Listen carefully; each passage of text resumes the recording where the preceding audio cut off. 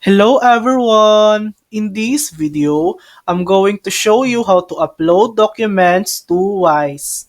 First, open the Wise app or visit the Wise website. Log in to your Wise account using your email and password. If Wise needs documents, you'll see a prompt on your home screen or in your notifications. Tap the prompt and follow the upload instructions.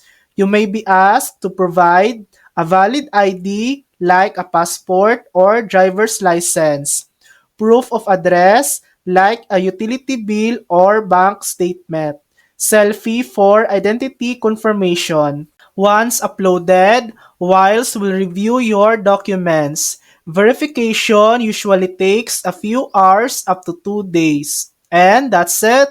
That's how to upload documents to Wise. Thanks for watching. If this video helped you, please like and subscribe for more helpful tutorials.